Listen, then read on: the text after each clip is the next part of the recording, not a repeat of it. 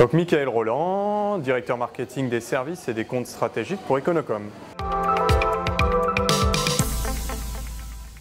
Le projet était d'embarquer mes commerciaux dans une dynamique où ils pouvaient disposer de sales materials, donc vraiment tous les outils de vente commerciale, à n'importe quel moment, n'importe où, toujours à jour, et vraiment de les embarquer dans quelque chose de simple, d'efficace qui leur corresponde, ce qui est vraiment très difficile quand on commence ce type de projet.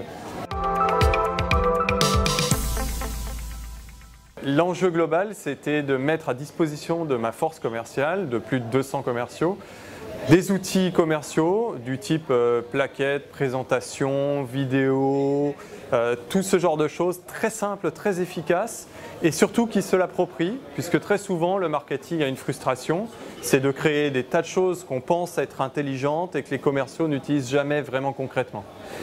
Donc c'était ça mon enjeu. Alors les moyens, les solutions qu'on a mises en œuvre étaient de différents ordres. Déjà, il fallait qu'on ait des choses vraiment intelligentes à travailler, c'est-à-dire déjà travailler le fond, se poser la question de comment architecturer notre portfolio. Deuxième chose, il fallait choisir le format qui va bien, c'est-à-dire quel type de présentation pour quel type de rendez-vous commercial. Et ensuite, il a fallu trouver l'outil digital à mettre en place pour que les commerciaux l'utilisent véritablement et que ce soit à la fois simple, pertinent et que ça ait de l'impact chez le client. Pour chaque offre, en fait, on s'est intéressé avec mon équipe au cycle de vente depuis le début jusqu'à la fin d'une vente.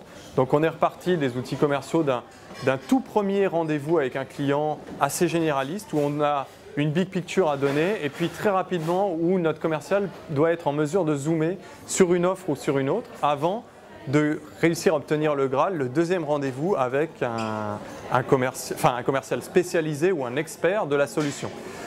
Donc pour ce faire, on a déjà bien sûr préparé une présentation du portfolio global qui suit la présentation corporate, mais on a aussi créé un document qui s'appelle le One Slide.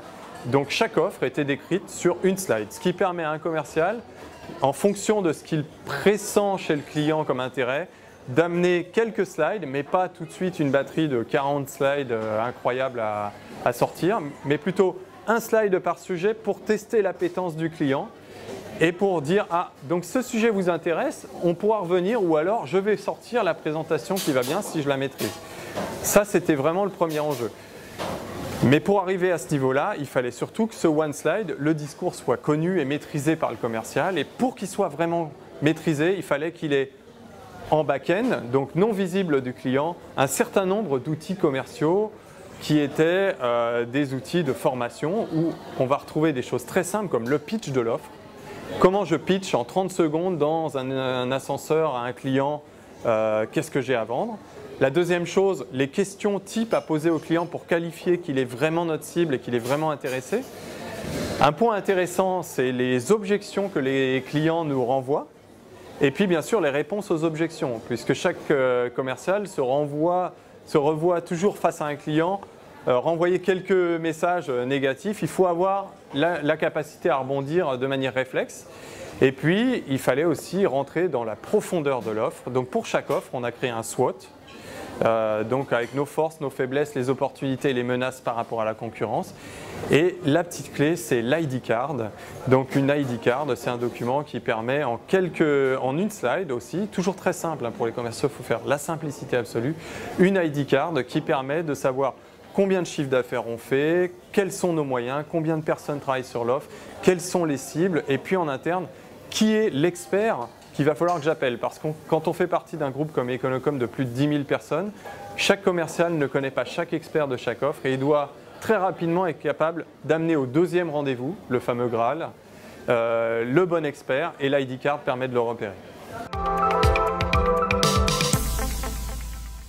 Alors les résultats que j'ai obtenus sont très positifs, mais ça a demandé énormément d'efforts. À savoir que j'ai embarqué sur 200 commerciaux, j'en ai déjà embarqué 120. Pour embarquer 120 commerciaux, il a fallu mettre en place un plan d'accompagnement. Et pour ce plan d'accompagnement, la première étape, ça a déjà été de créer un programme ambassadeur. Donc première chose, je vais travailler avec un nombre réduit de commerciaux J'ai choisi les personnes qui étaient les plus modernes pour utiliser mon appli digital qui allait leur permettre de prendre en main toutes les présentations commerciales beaucoup plus facilement face aux clients. Et pour ce faire, j'ai pris les meilleurs et surtout, j'ai communiqué à tout le monde. L'objet était de créer un peu de buzz, créer de l'appétence et de se dire mince, pourquoi moi j'ai pas fait partie de ce programme-là. Et puis ceux qui étaient embarqués ont fait la pub auprès de leurs collègues en montrant regarde, c'est super simple et en quelques clics, je suis capable de te montrer mon one slide. C'est extrêmement efficace, c'est extrêmement simple. Donc ça a créé du buzz, ça a créé de l'appétence, ça a créé de l'intérêt vis-à-vis de tous les autres commerciaux qui manquaient à l'appel. Et ça, c'était le début du plan de transformation. Et ensuite, on a communiqué toutes les semaines. Et ça, c'est vraiment important, c'est de communiquer toutes les semaines sur pourquoi ça marche. Et on a fait communiquer nos commerciaux en interne à leur pair avec leur propre vocabulaire de comment ils utilisaient l'application. Alors les résultats sont très simples. J'ai utilisé une solution d'un éditeur qui s'appelle Showpad, qui est très efficace. On a créé du contenu. La base de tout, c'est d'avoir du contenu intéressant et un portfolio à jour. Et on a communiqué sur 3 fonctionnalités. Première fonctionnalité, vous aurez du contenu toujours à jour de n'importe quel device. Sur un mobile, sur une tablette, sur votre PC. Vous aurez accès à tout le contenu de n'importe où, toujours à jour. Hyper important parce que chaque commercial se demande toujours où est ma dernière présentation.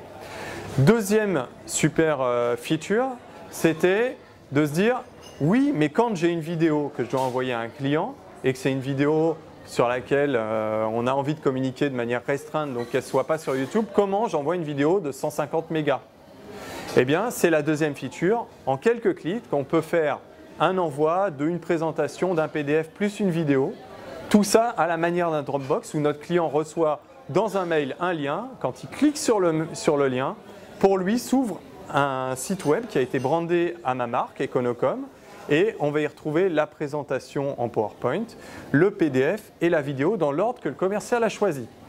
Et la troisième feature qui est magique, celle-là, c'est que chacun des commerciaux qui a envoyé une présentation, lorsque son client ouvre la présentation, est notifié sur son mobile, il reçoit sa notif, votre client vient d'ouvrir votre mail, votre client a ouvert telle présentation, a passé tant de secondes sur tel slide, voire même a regardé la vidéo.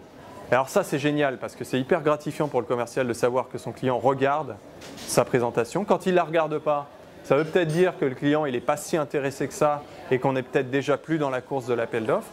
Et puis, ce qui est génial, c'est que 2 mois après, quand le commercial va se retrouver à recevoir une notification avec son client potentiel, son prospect, qui va ouvrir 1 fois, 2 fois, 5 fois dans la semaine sa présentation, ça veut dire que dans la tête du client, il y a un sujet et c'est le bon moment pour le rappeler.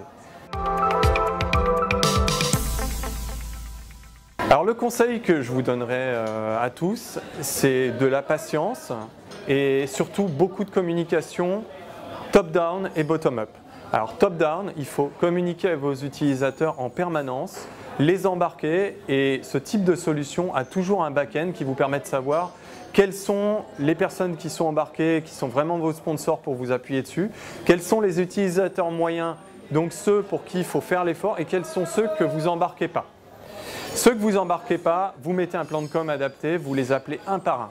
Ceux qui sont utilisateurs médians, vous mettez un plan de com adapté, vous faites une communication globale. Ceux qui sont vos utilisateurs qui l'utilisent, vous faites de la communication, mais vous les remerciez vraiment tous les jours d'utiliser votre application. Et alors, le bottom-up, eh bien, il ne faut pas oublier, ça c'est mon conseil, de communiquer aussi au top management. Pourquoi? Parce que le top management, c'est eux qui ont le budget. Donc, s'ils ne renouvellent pas votre budget de solution en mode SaaS l'année d'après votre projet, il s'arrête du jour au lendemain. Et puis, ceux qui sont au-dessus, très souvent, vous faites des trucs géniaux et ils ne sont juste pas au courant. C'est le moment de leur dire.